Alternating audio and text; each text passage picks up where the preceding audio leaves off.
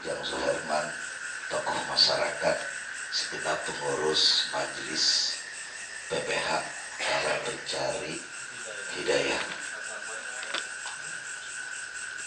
Alhamdulillah, puji syukur kita panjatkan kehadirat Allah Subhanahu wa Ta'ala. Pada malam hari ini kita dapat bertemu, berkumpul, bersilaturahim, bermuajahah, bertatap muka, yaitu dalam rangka pengajian yang diadakan 1 kali dalam 1 minggu. Mudah-mudahan ini menjadi sarana silaturahim di antara kita, dan mudah-mudahan ini akan menjadi saksi di yaumul qiyamah. Amin. Ya Rabbal Alamin. Salawat dan salam tidak terlupa kita haturkan kepada junjungan kita Nabi besar Muhammad sallallahu alaihi wasallam. Kita kirimkan kepada keluarganya, sahabatnya, juga kepada para pengikutnya hingga akhir zaman tentunya, dengan harapan kita akan mendapatkan syafaatul uzma di yaumul qiyamah nanti. Amin ya Rabbal Alamin. Bapak-bapak, para hadirin sekalian, jamaah Majelis Ta'lim PPH, kata Nabi, ada 4 syarat kalau kita pengen bahagia dunia akhirat. Pengen bahagia gak Pak? Oh, 3 orang.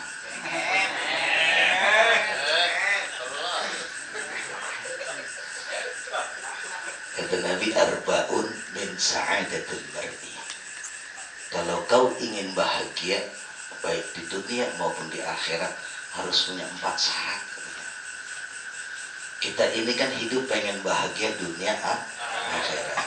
Itu sering kita baca tuh doanya, Rabbana atina fid dunya hasanah wa fil akhirati hasanah wa qina adzabannar.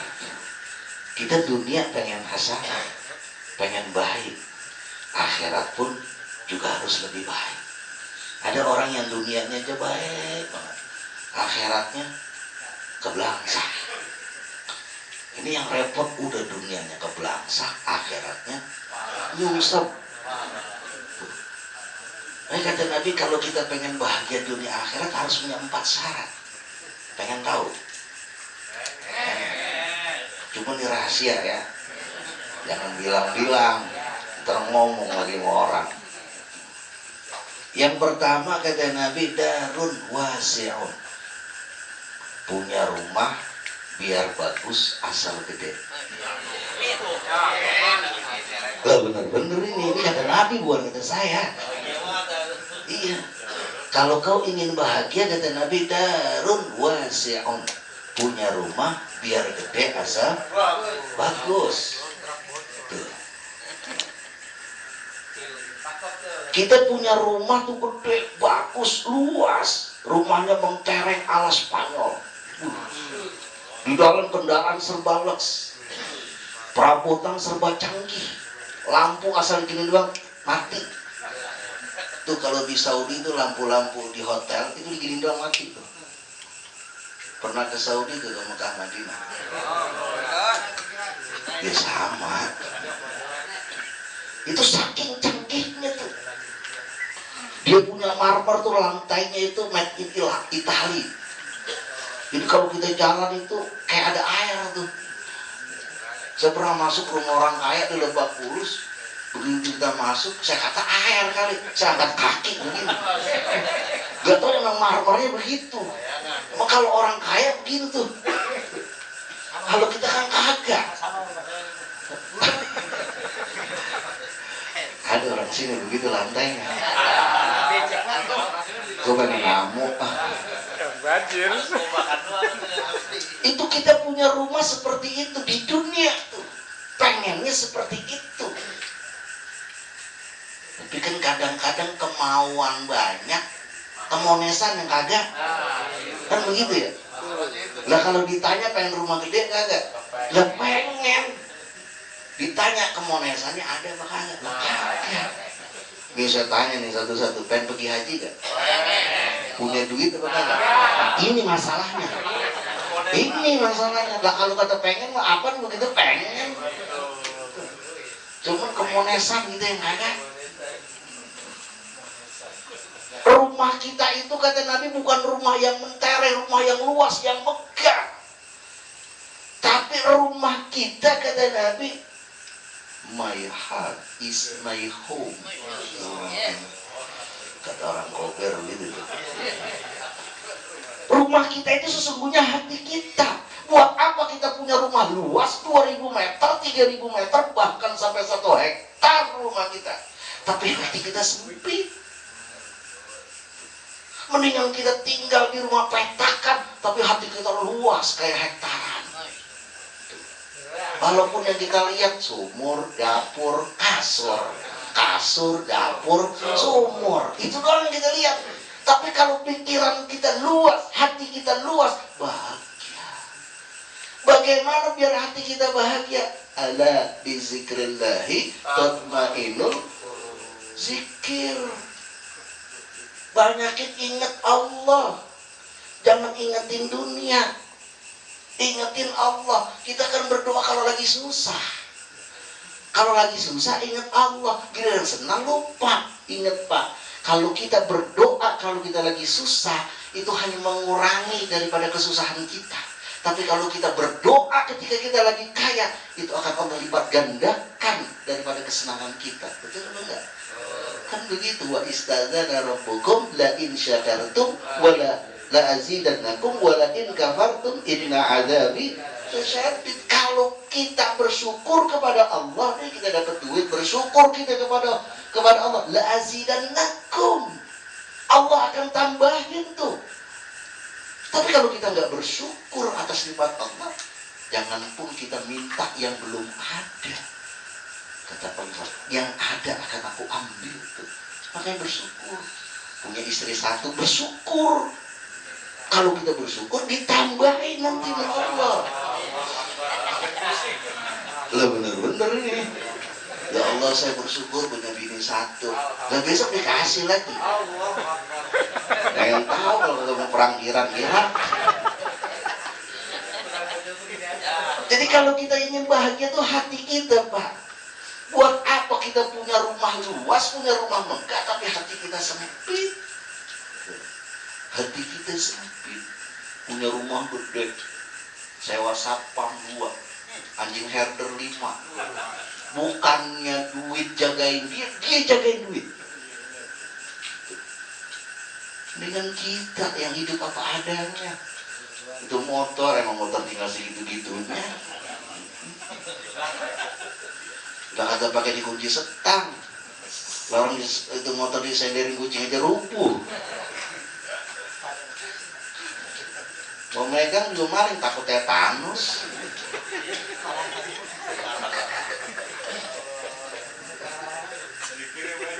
Hati kita tuh sebenarnya yang bahagia itu, kalau kita pengen bahagia, hati kita tuh makanya banyakin berzikir, banyakin kita memohon kepada Allah, munajat kita kepada Allah, zikir, ingat Allah. Itu makanya kalau orang zikir tuh palanya yang goyang, Pak. Makanya kalau kata Ebit tuh, ya, kalau mau tahu tanya aja tuh sama rumput-rumput yang bergoyang. Bener gak? Itu saya tanya, itu rumput yang bergoyang apa? Dia bilang kata ulama. Ulama itu, orang ulama kan kalau dizikir kan pala yang goyang, Pak. La ilaha illallah, la ilaha illallah. Pala kita yang goyang tuh. Kagak ada orang zikir pantatnya yang goyang, nggak ada. Palanya yang goyang. Kita tanya tuh ulama, tanya mungkin alhamdulillah kita tiap malam berapa masih ngaji. Udah tuh prakteknya di rumah, yang di sini. Jadi kita pengen bahagia itu punya rumah biar bagus asal gede. Tapi rumah kita adalah hati kita nih. Ini hati ini, Pak. Kalau kita ngaji Al-Hikam tuh, kalau kata Ibnu Athaillah, itu hati kita itu diisi sama istilahnya itu duri itu terbuat dari baja. Apa tuh sifatul insan? Sirik, dengki, hasud, marah, kecewa, kesel. Pohon gede aja sama orang. Orang mah Pak kalau lagi benci, jangan pun mau orangnya ayamnya lewat ditimpuk. Gak bener-bener itu. Lah orang lagi kesel. Kan begitu orang.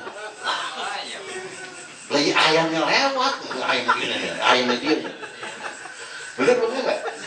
Kita kan begitu kalau kesel sama orang, sepongkol-pongkol kita keselin. Kita benci sama orang, anaknya kagak salah apa-apa, kita selepet. Hati kita tuh begitu tuh, punya rasa sifat benci sama orang, kecewa, kesel aja sama orang bawaannya. Kagak boleh ngeliat orang punya dapat nikmat sedikit, kita yang pusingan. Temen kita punya motor baru, kita yang puyeng. Temen kita punya mobil baru, kita yang masuk rumah sakit. Temen kita punya bini baru, dia mati kita. Karena hati kita tuh. Kalau kita pikirin kita Allah, atau la ilaha illallah. Yang kedua, kalau kau ingin bahagia, zaujatun muti'un. Punya istri biar cantik asal solehah. Tuh, Pak. Kita kalau pengen bahagia, Pak, punya bini cakep, solehah, kaya lagi. Udah bahagia banget kita yang gitu tuh.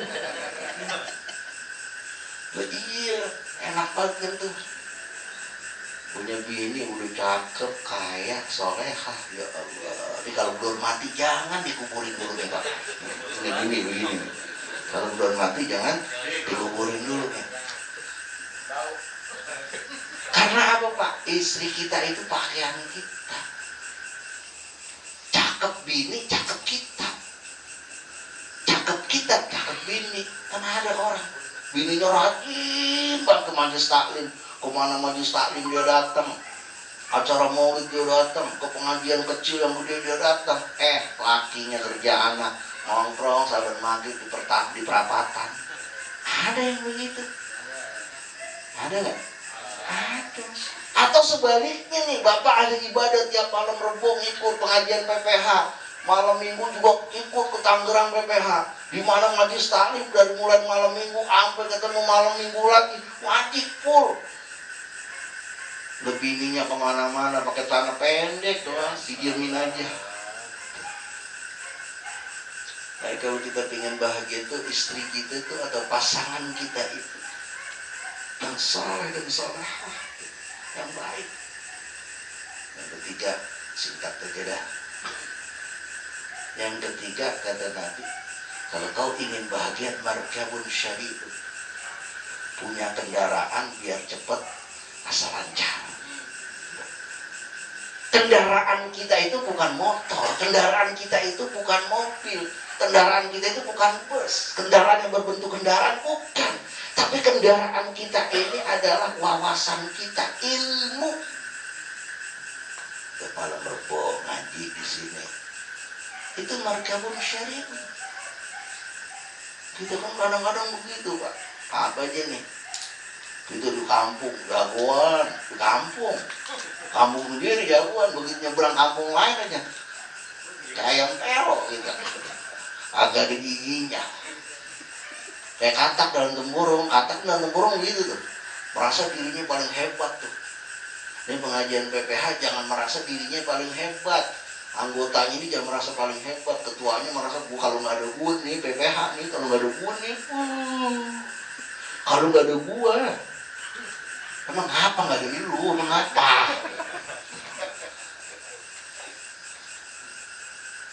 Kalau kita di dalam majlis taklim ada yang merasa lebih hebat dari yang lainnya, itu majlis taklim dikit lagi kiamat. Mobil, Pak, mobil biar bagaimanapun canggihnya, biar bagaimanapun hebatnya, itu baru bisa jalan seluruh onderdilnya kompak. Tanya Mas Joko tuh, itu kan montir tuh, tanya dia. Nah, kalau salah satu merasa lebih hebat dari yang lainnya, mogok tuh mobil, mogok. Bensin, ngomong bensin, kagak bensin nih, ini kalau kagak gua ngucur nih, agak bakalan jalan ini mobil. Kata siapa? Kata bensin. Bandeng lah, sombong lu bensin nih, lihat gua kempes. Jalan bakal nggak? Udah kagak jalan. ada jalan. Makanya kalau kita merasa lebih hebat dari yang lainnya pengajian, waduh udah dah mogok aja bisa. Kalau bukan gua nih PPH nggak bisa kumpul begini, bukan. Jadi markabun syari'un tuh kita punya wawasan, punya pergaulan. Apalagi zaman sekarang Pak, ya Allah, luar biasa ujian, cobaan. Kalau dulu mengaji duduk biasa udah selesai, sekarang banyak banget pengajian. Tahu pengajian yang jelas, yang agak jelas, udah nggak ngerti lah. Itu. Makanya saya ajarin, saya kasih tahu Pak, kalau kita mau ngaji cari guru yang punya sanadnya jelas. Ya, saya bilangin nih, kalau kita mau ngaji kemana aja silakan, tapi kalau bisa cari guru yang punya sanadnya jelas. Langsung ujungnya ke Rasulullah. Ini punya guru ngaji yang agak jelas sanadnya, bacaannya salah, bacanya salah, repot dah. Akhirnya penafsiran ikut salah. Kayaknya markabun syari'un, kita kalau pengen bahagia itu harus punya pemikiran yang luas. Yang terakhir, kalau kau ingin bahagia, kata Nabi, misbahun mudhib, punya lampu yang terang. Lampu kita itu bukan lampu kristal, lampu kita itu bukan lampu merkuri, lampu kita itu bukan lampu neon seperti ini, tapi lampu kita itu adalah apa? Investasi akhirat kita, sedekah jariah. Tuh, malam Rebo kalau ngaji biasain bawa duit. Ini ngaji biasa banget kagak bawa duit, handphone aja dibawa, duit kagak dibawa. Biasain kalau ngaji bawa duit. Handphone doang dibawa, pulsanya kagak. Akhirnya kotanya minta tethering. Ya, ribet dah. Mau ngaji aja pakai tethering. Terus sedekah kita banyakin nih. Kalau malam Rebo pengajian, malam Minggu pengajian BPH, biasain mau datang bawa duit. Tuh duit dikumpulin buat siapa? Bukan buat guru-guru di sini. Buat bapak juga tuh. Nanti di alam barzah Pak itu, ya di dalam sebuah kitab tuh, di alam barzah nanti kita ditemenin sama pahala sedekah gitu tuh. Kalau bapak-bapak ditemenin sama yang cakep-cakep Pak. Lah bener-bener kalau nggak percaya lu duluan aja dah. Ntar lu WA gua. Lah bener-bener ini. Kira-kira nih Pak, kira-kira kita di tempat yang gelap ditemenin sama yang botok, kira-kira gimana? Lah bener-bener nih gue tanya, di tempat yang gelap, ya udah kagak ada siapa-siapa, ditemenin sama yang cakep, kira-kira enak apa enggak? Ngaku enak. Lah enak, di tempat yang gelap kagak ada orang, ditemenin sama yang cakep, waduh, nyiplak bisa kita. Tapi kalau kita di tempat yang gelap nggak ada orang, kita ditemenin sama yang jelek banget, waduh, perasaan udah main buru-buru aja dia tuh kiamat. Kalau temenin yang cakep, kira-kira akhirat dia lamaan dikit dah. Karena apa? Kita temenin yang cakep tuh ada pahala sedekah kita tuh. Makanya kalau ngaji tuh sedekah, banyakin buat duit sedekah. Jangan duit didiemin aja tuh. Yang kedua nih, lampu kita apa? Lampu kita al-ilm minta ilmu yang bermanfaat. Ya, kemarin ada Ustadz juga, Ustadz Paher meninggal tuh. Ya, ulama banyak diambil, ulama banyak dicampur. Di Klender Pak, sampai kini hari Pak, ulama besar belum ada gantinya Pak. Ada Kiai Haji Hasbiyallah al-Wadhaniyah, sampai kini hari belum ada gantinya. Belum ada gantinya. Kiai Mursidi, Kiai Ahmad Mursidi, Al-Falah, sampai kini hari wafat belum ada penggantinya. Ada Buya Zaidi Muhajir, Ziyadah di Klender nih, sampai kini hari Pak. Kalau ulama mati 10, 20, 30 tahun belum tentu ada gantinya. Kalau ulama wafat, lah kalau gubernur mati, besok udah ada gantinya. Wali kota mati, besok udah dilantik lagi. Camat mati, besok udah digantiin. Lurah mati, udah siap penggantinya. apalagi RT mati. Berebut menggantiin. Kalau ulama wafat, kiai meninggal, belum ada gantinya secepat para pejabat yang mati. Dia doain nih guru-guru kita ini yang di depan biar panjang umur, sehat badannya, murah rezekinya, berkah hidupnya dalam taat ibadah kepada Allah Subhanahu wa Ta'ala. Doain tuh. Ini punya guru, punya ulama dikriminalisasi, Pak.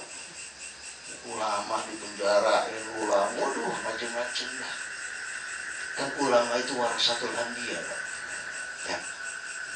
Biar kata kita nih bejat banget nih, orang Betawi biar kata bejat nih orang Betawi, biar kata bandel banget. Kalau niat kiai mah takut. Orang Betawi biar kata bandel mah kagak sembahyang, kagak puasa.